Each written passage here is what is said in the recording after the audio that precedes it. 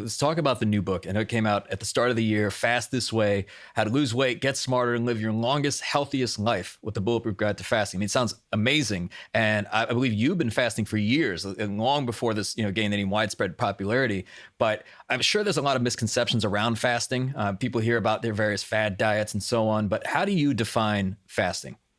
Fasting is going without. It's choosing to go without something that you or your body thinks you need.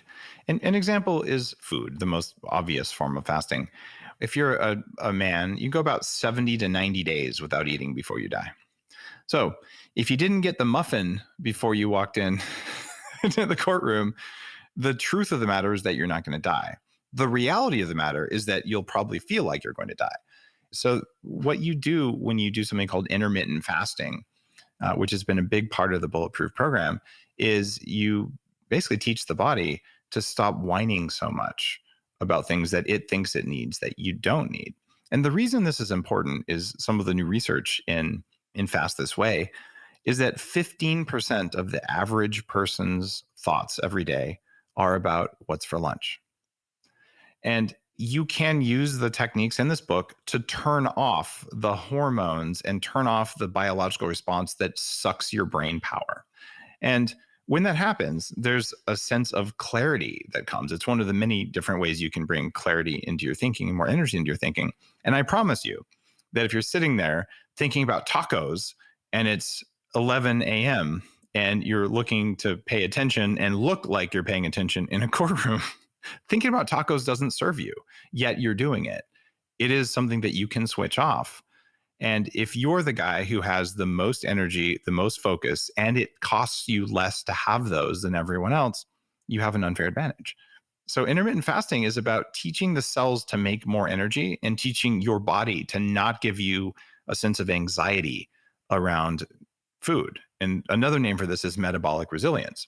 And what this means is it's possible to be perfectly focused all day long, to not have the afternoon dip, to be at your strongest whenever you need to be at your strongest, and to be able to stand up and deliver whatever you need to deliver in a place where you've thought about your words, you've thought about their impact on the situation, and you actually have energy left over at the end of it. And you walk out of there going, that was not a big deal. I've got this, even though it was a high stakes meeting. That requires more than just learning how to do intermittent fasting. I've done a lot of neuroscience work on my brain. I run a neuroscience institute that teaches brains to not waste energy. But first of all, if you can just make energy very well in your brain by teaching your body, hey, sometimes you won't have energy, therefore clean up your cells that don't work very well, what you end up is you're a happier, healthier, higher performance human being who can stay focused with a lot less work. And that gives you a really big advantage, especially if you want to be really sneaky about it. If you bring donuts in for people, the opposing side, and you don't eat them because you don't want them and they eat them, who's going to win? Mm-hmm. So I love this in the sense that you have this approach of almost like the ROI on things. Like you mentioned, I mean, your job is to be a high performance human being. Not only does that help you enjoy everything in life, but it's to really think about, I think there's a point in the book where you mentioned that with every craving, ask yourself if you're getting an ROI on it. Yeah. Cravings just cost. There's no return on those. And what you find really quickly is if you start monitoring your mental state, like how much work was it now to read this 80-page brief? Or how much work is it now to get up and do what I'm going to do in my meetings today? Is it lower than normal or is it higher than normal? If it's higher than normal, it's your fault. You did something. You slept like garbage last night. You had a glass of wine before dinner, which unfortunately isn't healthy. Sorry, I wish it was. It will lower your sleep quality.